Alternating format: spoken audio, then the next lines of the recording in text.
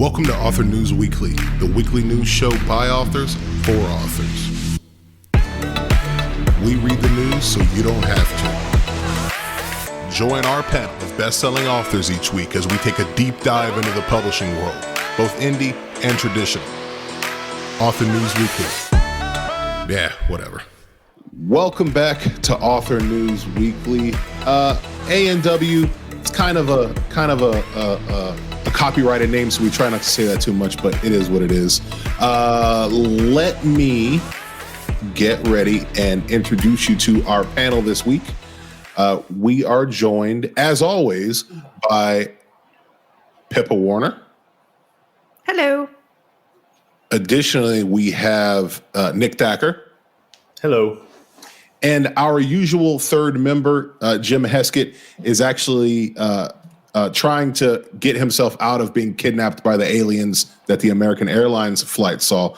So we brought in a pinch hitter, the author of the Dan Kotler archaeological thrillers, as well as one of the honchos of Drafted Digital. He's usually living his hashtag van life, but he decided to bring it indoors for us today. The word slinger himself, Mr. Kevin Tomlinson. Man, that intro, I should have written. I need you to write my bio from now on, man. I got you, Didn't man. we agree, though, that it's pronounced archaeological? Didn't we say Archaeological is, yeah, that's the official professional pronunciation. Well, there is nothing professional about me, gentlemen, and that's why I muff that when I say it.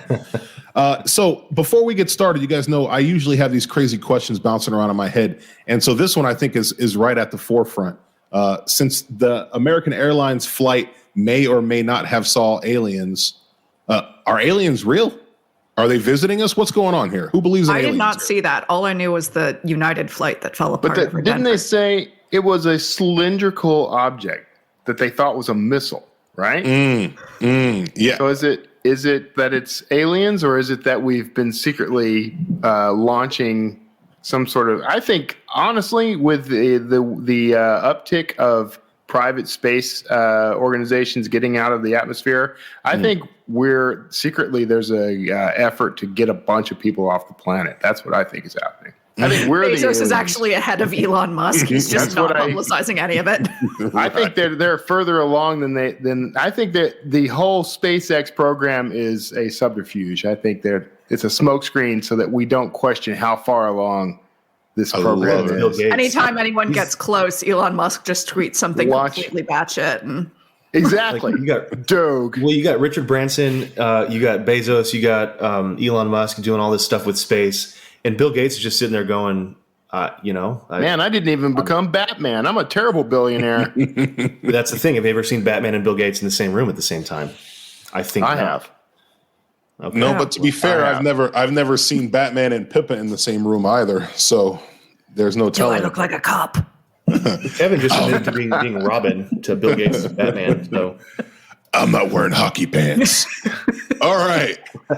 So with no further ado, before we go down this rabbit hole, let's get into the news. Okay.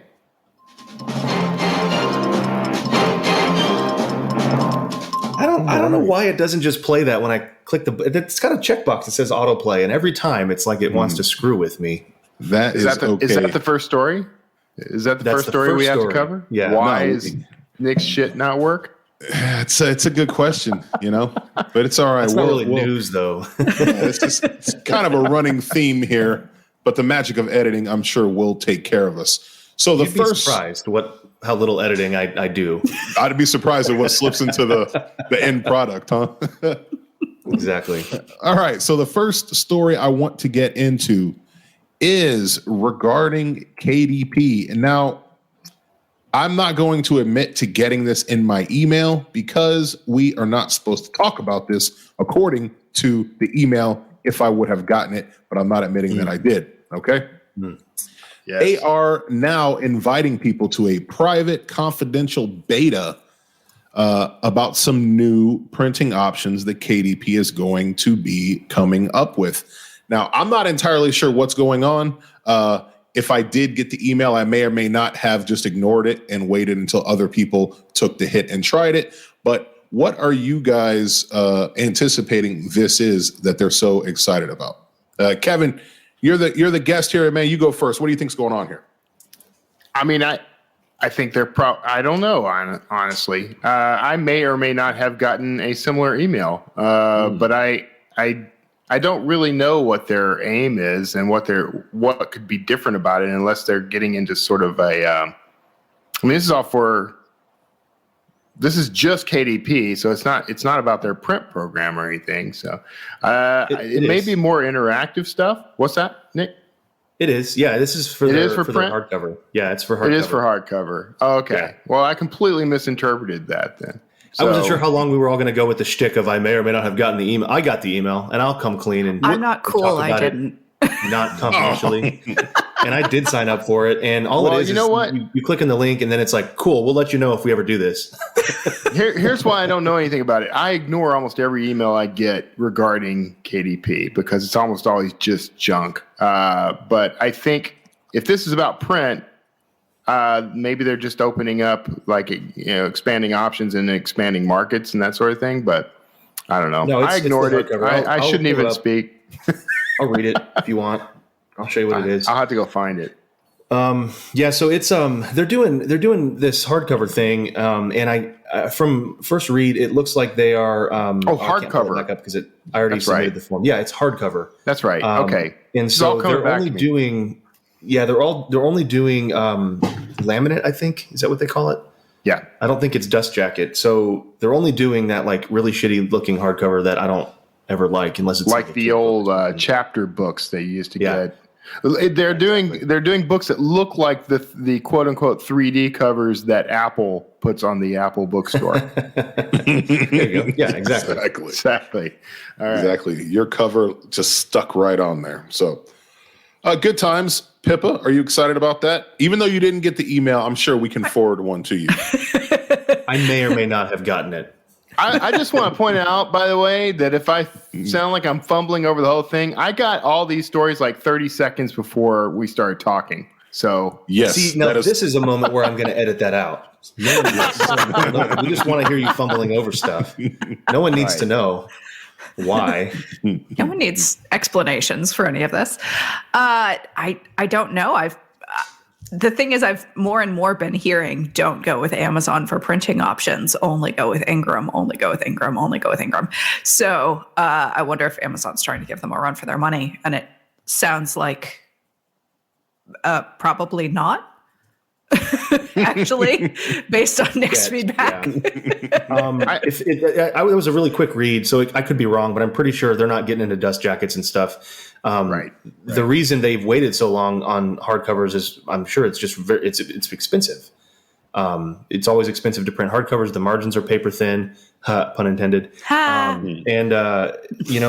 Readers don't typically read hardcover as much as paperback and certainly ebook, just generally speaking. And so I think Amazon is like, hey, we're just playing catch up, but it's like getting into the souvenir business, I think. Yeah, exactly. They're creating another product that authors can push. I think that's a good thing. I don't think that anybody's going to be able to bank on this sort of thing as a steady revenue stream. Not in the indie author world, I think. Some will, but if you've got a pretty decent following, I would leverage this just to give readers an opportunity to have something more tangible than the ebook. And then offer to do things like signed book plates or something like that when they show you that they've got it. Yeah, so I already do all those things, and that's kind of where I'm coming from. Like I have on my website hardcover books. Mm-hmm. I think it's one of those things where it's like it's a souvenir, but there are readers who want that. Right. I just want it to be the quality that that I know and expect from a hardcover book, and I don't think KDP print is going to ever be there. Yep. If they're trying to make money from it, the margins are just too small. Right. Right on. All right. Well, it remains to be seen how that will work out, but that's something interesting to look forward to coming from KDP. Now, moving on to our second story. This is a little different. It's a little on the weird side, but it's called The Great Gatsby Glut. All right. And apparently what's happened is the Great Gatsby has come out of, all of its rights and stuff. And so now it's in the public domain. And so lots of people are taking a crack at it, trying to write prequels and sequels and different POVs and things like that. And a lot of these are actually getting published by publishers who, from the article I read, seem like they're not wanting to have any imagination on what they're publishing, and they know Gatsby kind of sells. So my question for you guys is, do you ever read any of this stuff? Does this stuff kind of appeal to you? And if you had to take a crack at a classic and write something in the public domain, what would you do? What would you be interested in, Nick? What do you think about this? So I think it's always really cool to me to see stuff come into public domain because it just opens up a lot of different possibilities. It gets people excited again about something that may not have been, in people's minds. I like the book a lot. I like the original book a lot. I have absolutely no interest in rewriting it or reading somebody else's version of it. That's just me. I don't know that I'm a fan fiction guy. So I'm probably, not the right person to ask in general because I've never really been interested in fan fiction. The only thing I would be interested in is if somebody could actually come make a good Gatsby movie finally, like that'd be great. I don't think it can be done. Not a fan of the Baz Luhrmann? Is that what you're telling me? Not a fan of the Baz? I just feel like there's always something missing. Like the Leo version that came out a couple years ago, whatever it was. It was great. It looked nice and all that, but I don't know. It was missing something. Yeah. Okay. Well, looks like that's kind of and for anyone who's listening that isn't aware of what we're talking about, I probably should have said this up front. Things that are copyrighted and the copyright is more than 95 years old, the copyright falls out and people can do what they'd like to do with it. I'm not much of a fan fiction guy either, but my favorite story of all time is The Count of Monte Cristo. And so I've always kind of thought about maybe some different kind of takes on that. But hey, I'm with you there. That would be cool. Look, I've actually thought about using the Count of Monte Cristo in like a modern format. Yeah, so it's not even the same book, and that's kind of story, Yeah, I think that's kind of the angle we're talking about here, right? Because if you're familiar with Pride, Prejudice, and Zombies, for example, right, 100%. That was that's what true, yeah. That guy did. It was Guy. I don't even know. I don't even remember who did that. Seth Graham Smith. Seth Graham Smith, right? Yes, I think it would be interesting. Now, Great Gatsby was one of the few books that I was forced to read in high school that I actually dug, and what was the Lord of the Flies? Those two books were meaningful to me. My wife actually bought me a copy of Great Gatsby as a sort of wedding gift right after we got married. So, it's got a kind of a special place. I don't know what I would do to change the story and like modernize it or something, but it could be fun to play around with it in that aspect. I think I would kind of look at that. But, looking through the stuff that's kind of coming out as the newly entering this public domain space. I mean, there's like some Agatha Christie books. There's the book Aerosmith by Sinclair Lewis, that one's got some great sci-fi potential. There's an Aldous Huxley book in here, Those Barren Leaves. I mean, there's books like that I think there is potential for people to take these stories and do something really interesting and incredible with them in the vein of Pride, Prejudice, and Zombies, but maybe even a more serious bent. I would be interested in tackling a project like that. I'm kicking around an idea like, what could I do with Great Gatsby?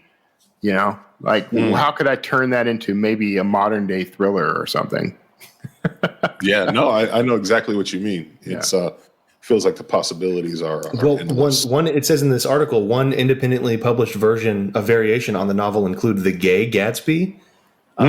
That's an option for you, Kevin. You kind of go that route if you wanted. I could go that route, sure. I think my favorite is the guy who spent 5 years writing a novel that he's quoted in this article where he was like, I just assumed it was out of copyright. Then it turned out it was not. He was just thinking ahead. That's all. That's the way to do it, though, right? Yeah. Don't wait until it comes out of public domain. Like, get it written before, and then as soon as it does, release it. So it's right like there. The day it goes into public domain, you release your. Just say, hey, I got up early this morning and I wrote a book. I'm going to write The Grape Gatsby, and it'll be a sort of an anamorphic or anthropomorphic fruit thing. I think that would be. I think the world is waiting for that.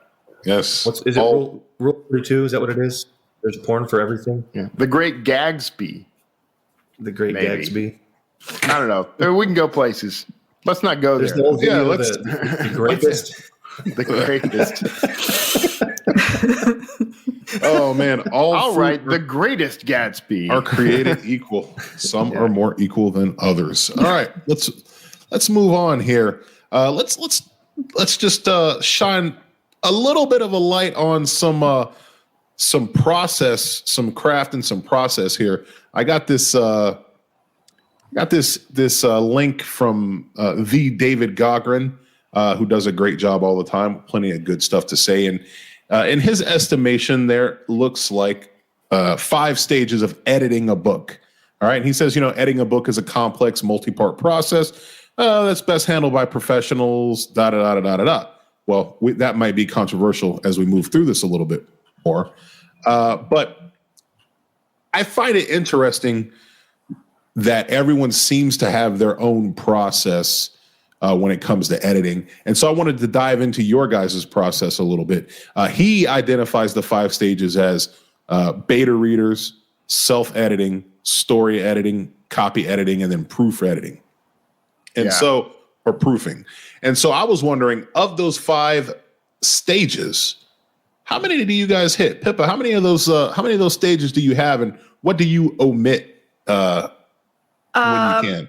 So I have beta editing, self-editing, and my self-editing cutoff is when I start taking out and putting commas back in, like back and forth. That is my line. I've gone as far as I can. And then I would have a copy editing round. However, I have hired a developmental editor for the story I'm working on now. So that will be the fantasy, right? The high fantasy you were talking about? Okay, I don't blame you. Complicated stuff. Stuff. I need someone to be like, we weren't supposed to know that in this chapter. So yes, but my favorite so far has been the people that advised me to print out an entire draft of my novel and then just throw it up in the air and take 1 page at a time and do a tension edit per page, so you couldn't get lost in the flow of the chapter. You could only tension edit a specific section. Mostly because I like the idea of winging an entire ream of paper across the room and just watching it scatter everywhere. Make it rain.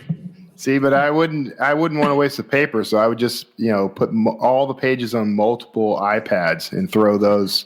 Yeah, I was going to say, threw MacBook Pro up in the air. Missing instructions. Results not advised. Bleeding. Please call hospital. I wrote my book on a bunch of razor blades and threw it up in the air. Let's see. What about you, Kevin? What's your process look like? I know what Nick's I want to hear Kevin's already. Because what I'm going to say. Kevin's got a good one too that I like.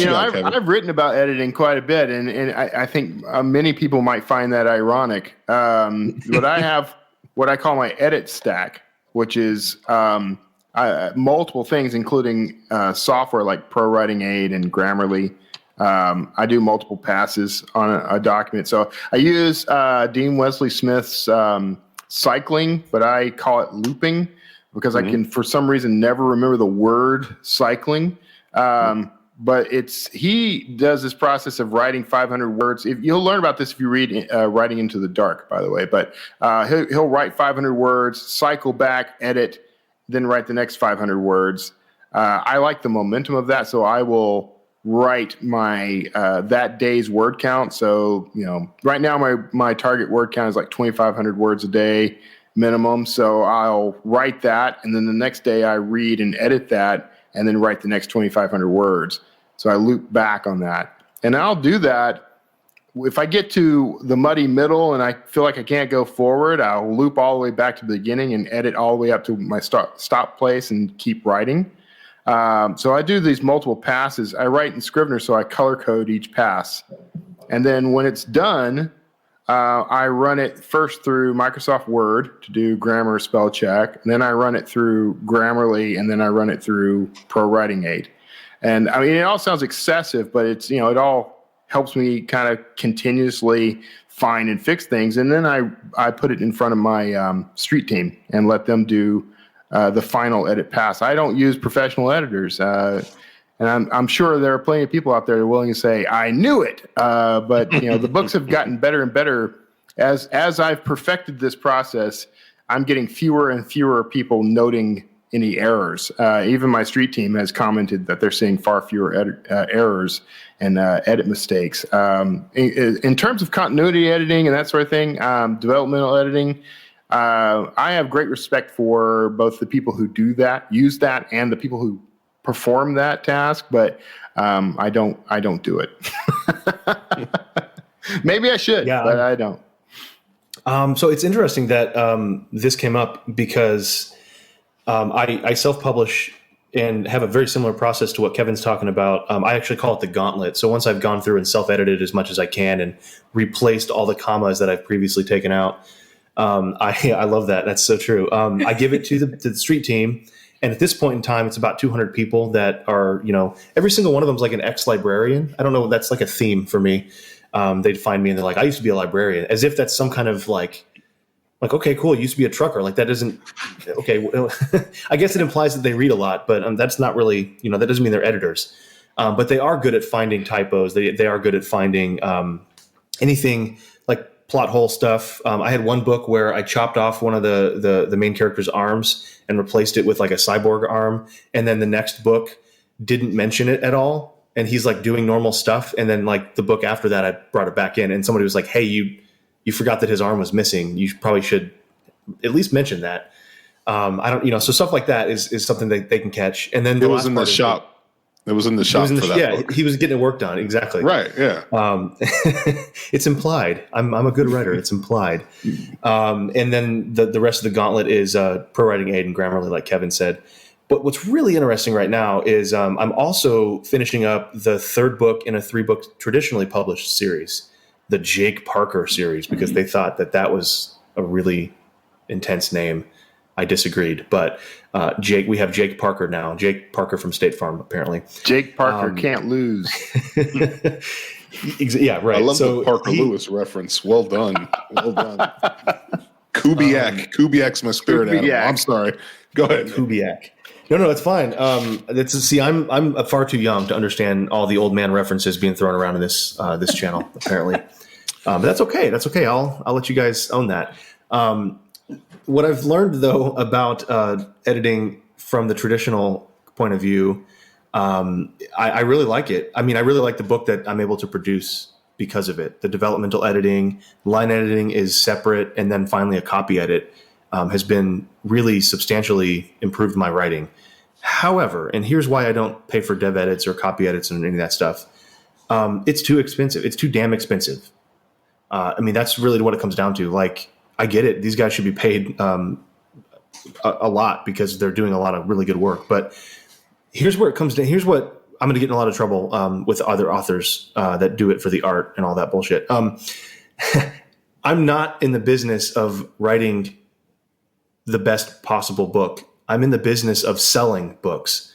It's a subtle shift. The best possible book for me is one that sells well and I earn money on, I make a profit on. And it's simply not profitable enough at this point in the game for me to pay thousands of dollars to edit these books because it doesn't make them that much better than if I don't do it. Yeah, I'm recognizing that it will make it a little better. I just the difference in what I'm spending doesn't make it up. I just think of like James Patterson, who said, thousands of people hate the way he writes, but millions of people buy the books. And I can respect that, even though I can't stand James Patterson's writing. But you're talking about that whole minimal viable product idea, and I know that there are definitely authors who absolutely hate that. But right. you're not writing for those authors; you're writing for the readers. And if the readers love it and they're willing to pay for it, then you're winning. So, yeah, and I think it also depends on the project that you're working on. Yeah. So like a lot of my work, I feel like, okay, I know about where this beat needs to be, and I know about where that pinch needs to be. And then every once in a while I come up with a product. I'm like, I have zero idea what I should be doing you're totally here. right. Yeah, if I was writing fantasy or even really any genre that I'm not comfortable with, I would want that. I'd want that extra set of eyes and that trust. But right now in thrillers, I feel like I know thrillers better than any editor I'm going to hire, especially mine, And often the beta reading really does suffice. Yeah. I can't remember who it was who said this. I think it may have been Neil Gaiman, where he said, the key to editing is if a lot of people tell you that something is wrong, it's almost certainly wrong. If they tell you how to fix it, they're almost certainly wrong. I believe you're right. I think that was Neil Gaiman. Definitely. It was me. I definitely said that, but he may have also said that. Never mind. That was Nick. You said that. You said it just now. Right on. Well, that's wise. So two things for me to just add. One, I was watching Walter Mosley's masterclass, and he's a looper, so to speak, just like Kevin. Yeah. He kind of combs over and over what he did before. And I want to say I heard Wayne Stinnett had the same kind of process. So Wayne's got a similar process. Yeah, so that's definitely good stuff. And I hate to say this because it's going to be on tape and he's never going to let me live it down. But with regards to Nick's Gauntlet, he let me beta read one of his short stories that went in our anthology a couple years back. And it was very clean. I actually asked him who edited his book. And he goes, "Oh, nobody. I just have my Gauntlet." And it's effective because I didn't find anything. And I was... Oh, you're talking about mine? Yes, you're Nick. Story? Yeah. Yeah. Your name is Nick, you were still talking about Nick. Wayne or Mosley or whoever. No, yours. You name dropped like 14 people just a second ago. Nick Mosley Stinnett. They're all people that I know. The one where they were in the... Yeah, what did I call that? Stuff. They're in the... Yeah, well... Yeah, they're in retrieving that thing from the plane. Yeah. Yeah, Phoenix. It was clean. Project, that's what I called it. Yeah, that's it. I read it and I was like, wow, this is actually really clean. So I'm gonna be honest. I you. never let other authors read my work before it's published because I don't want to hear anything they have to say. So it's that simple. Except for me. commas. I get to read. I agree with the comma thing. And by the way, because I have this whole edit stacking thing, when it comes to commas, literally everything you can run your document through has a different set of rules for commas. yes. So just put them wherever the hell you want. It's really all it comes down to. I literally have no idea where to put commas, and I don't even try. I will literally run a document through 3 sets of software. All 3 sets will give me a different interpretation. They will undo each other's work when it comes to commas. So, well, it would help if you're not feeding it gibberish in the first place. I mean, how are we supposed to know? Sprinkling these commas around like a drunk comma I write fairy. my books in ASCII. So what's really interesting too about that you mentioned, I want to talk about me again, obviously, because that's what I love. Yes, it's on tape now, so you can listen to it as much as you want to. I will. I'm going to make a soundbite of just that moment. No, so I do remember that. That was, I used to write, like an old school technologist using a keyboard and my fingers. And these days, I am exclusively writing by dictation, the first time at least, for the first draft. And that was mostly due to just, hey, I have to drive, and so I'm in the car, I might as well just write. And it became sort of this, when I'm at my computer, I'm actually editing the stuff that I've written before. And it produces a much cleaner draft because the dictated stuff is garbage for the most part. And I have to go through it line by line and fix it. And that produces a cleaner version than even before when I was writing the first draft using a keyboard. I actually do a version of that with longhand, where if I get stuck, Really? I'll switch format, okay. I'll write longhand, and then I get a first edit as I type it in. I don't even know if I could still write. I don't think I remember. How do you hold a pen? I hold a pen very badly, but... Actually, you know what's funny? I broke even know both my how. thumbs Look. in high school. And so I hold a pen like between my two fingers. I'm not even kidding. Put it away. You don't get this kind of carpal tunnel by wussing out and writing by longhand and dictating, okay? This takes years and years of labor.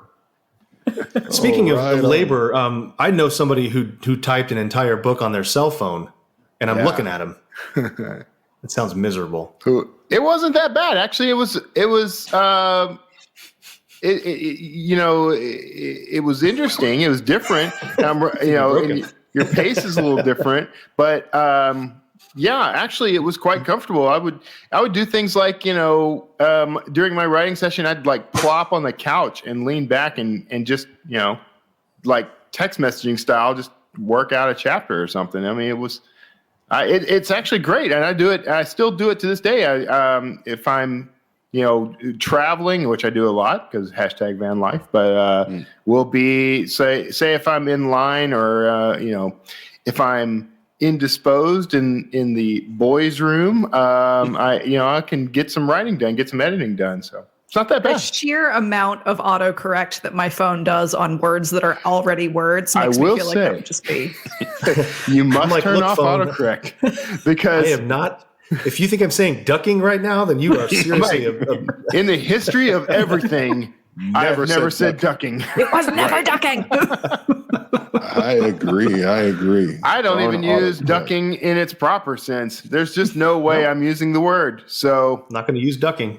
All right. Zero chance. All right. Well, I'm gonna roll us over to our last story here because our wonderful guest might be able to shed some light on these things. This is from an email from Fussy Librarian, and it was saying, the question was asked, should you sell globally? And their position was, yeah, you should definitely sell globally, and this is why. And so, they're saying that 1 in 4 readers live outside the United States, and their open rates are often better than their American counterparts, which I'm not sure I've noticed in my own mail list go out, but maybe you guys will.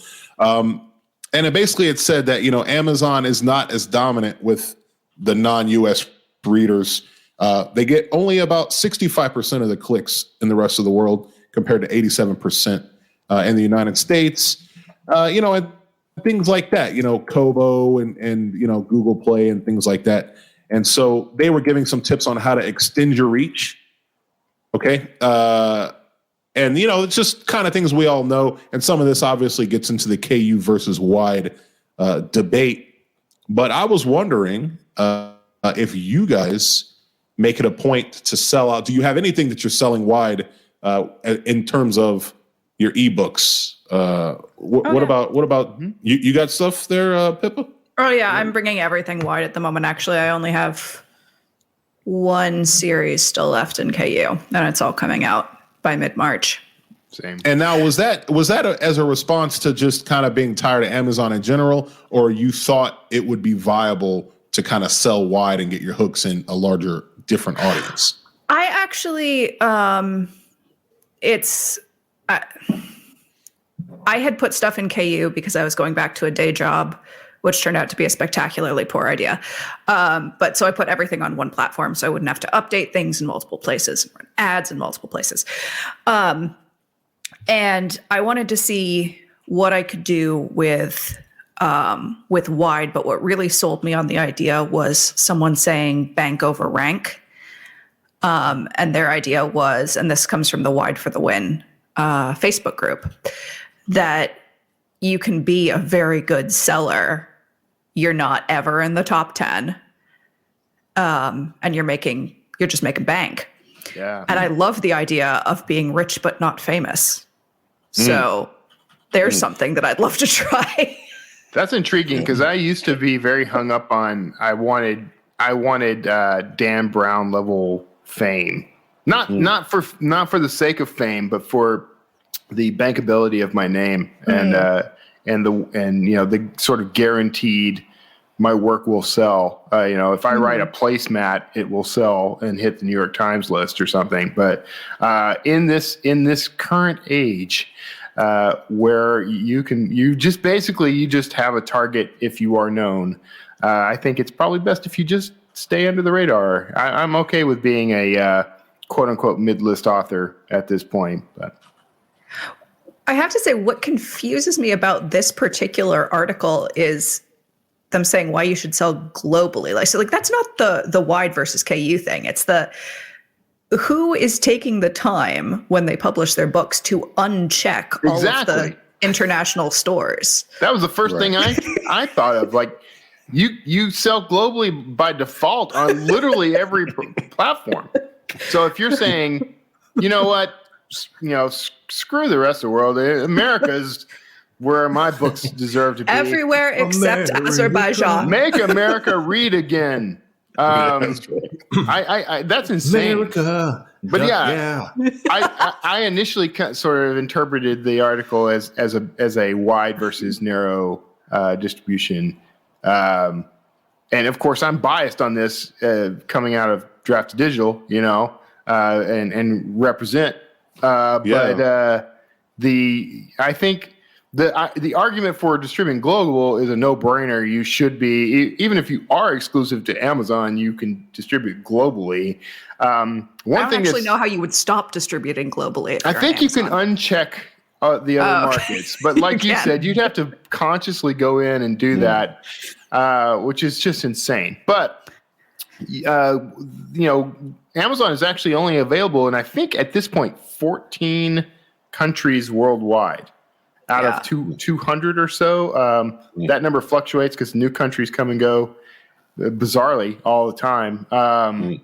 But that means that you are missing out on a huge chunk of the planet itself. I mean, there are English readers in just about every nation on the planet. So you can't even use the excuse that I don't publish books in French or German or whatever. I mean, you can still be in those markets even with English language books. So there's no question in my mind. You should definitely be global. So this seems like a throwaway article, Fussy Librarian. Well, the real thing that I was going to ask you was I was kind of teeing it up. I was kind of teeing it up for you because let's say that I wanted to get into some of these countries that I can't get into from Amazon. What options would I have to get into these other countries that are not serviced by Amazon? Wanted to sell in Germany, Kevin. How would you do that? I think the only option at this point is you got to go to those countries, hop on an airplane, and go find the retailers.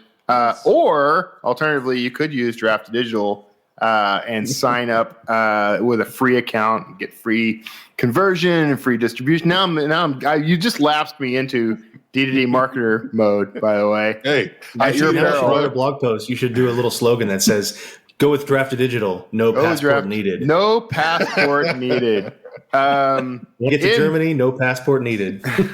In this time when travel is so limited, reach the world. So that's, but, and I joke, and in all fairness, because this is not a D2D sponsored function, there are lots of aggregators out there that will help you yet, they said, talking to the marketing guy. Hashtag indie for independent forever. Peddle your wares, sir, but you'll never own us. In fairness, I should mention that there are other aggregator services like Smashwords and Publish Drive, and I think there's maybe even another one floating around out there that is inconsequential to me, but might be exciting for you. But the point is, if you're trying to reach a global market, it is completely accessible. I think the Fussy Librarian article is actually talking about going direct to a bunch of platforms, which seems like a huge hassle to me. But the upside to going direct is you don't lose out on. There's no slice of your pie going to someone else. So, Draft to Digital, it's a 15% cut of royalty when you sell through us. So if you're trying to save every penny you get, then you might go direct. I think for me, the big disadvantage of that has always been I got to now manage all she was saying earlier that she went to KU because she didn't want to have to hassle with multiple platforms and multiple ads and that sort of thing. I do the same. I've always done the same thing. I go through Draft to Digital because I don't want to have to go to every platform directly. So there. Yep. There's also, I think I'd be remiss if I didn't mention the website kevin2nick.com. I think is it still there? Is that still there? Of course, it's still there. It's going to live forever. That site traumatized my wife. Traumatized me too. If you're listening to this, go look at Kevin2Nick. Kevin2Nick.com. Yeah, at your own peril. As Pippa types it right now. Hold on, we're gonna wait live and see her reaction. I still think, Nick, you did it backwards though, because you've. To me, it's more like Nick to Kevin. We just saw Pippa jump in fear. Well, or amazement. That's just I'm not sure which. Disconcerting. Yes, it's wrong on a lot of levels. It doesn't. There's no way to make it concert. It stays with you. It really does. You're going to wake up screaming in the middle of the night. Don't touch the shutter. Maybe we'll be nice enough to put a link for that in the show notes. I have to say, though, as someone who was around in the early days of the internet, boy, did you oversell how disconcerting that was going to be. I don't know, man. I've seen a lot of things, but something about that is just a lot for me. It's a lot. I find it very appealing. Thank you all very much. There's another floating around out there somewhere. I think Nick made an amalgam of our faces. Oh, I'm sure I've done that before too. Yeah. Or did I? There also is the 20 books had that strange wolf show. No, there wasn't a wolf. I did the wolf thing, but it was no. The show they had feet. There was like a little wolf, like the taxidermized wolf and like bear and all that crap they had. Oh yeah. And so we wanted to bring the wolf home with us. Yeah. And we did. Kevin found a way for that to happen. I'll put a link to that as well. Awesome. Well, it looks like we are about out of time for awesome stories. So before doggone. Go, do any of you have anything you want to wrap up from earlier? Any thoughts, any mulligans from something you missed saying? Does not look like it. Okay, you guys know how I like to end the show. Well, Kevin, you don't, but you're about to find out. All of this business is very depressing every week. We live it in and out, and I'm bothered by the end of the show. So I ask at the end of every show for somebody to please tell me something good. It can be about your books. It can be about your life. I don't care. I just need some good news. So who's got something good for me this week? I'm so unprepared. Anything. Last time it was Nick was very excited that he got his grass to grow in the lava rocks. We survived snowpocalypse in Texas. That's right. You did. How was it there? Did you guys have a lot of trouble where you were? It was cold as hell here is what it was. We had no power, no water, no internet for a few days, and it got down to nearly freezing inside the house. So surviving that, and through a quirk of fate, I had not filled up the gas tank on the van, so I couldn't even use the generator on the van to keep us alive. So I'll never make that mistake again. But the good news is we lived. Well done. Well, I'm glad. That is good news. That's something very good to hear. I don't think anyone's going to outdo that. No. Life and death, we'll give that precedence in A&W for the week. I'm sorry. No worries. I just want to say before we end, thank you very much for showing up, Kevin. I appreciate it. I like hearing your dulcet tones. It's been a while. So thanks for coming on and joining us. Yeah, I enjoyed it, man. Thanks for having me. Awesome. All right. So for all of us at A&W, I'm R.A. McGee saying this meeting is over.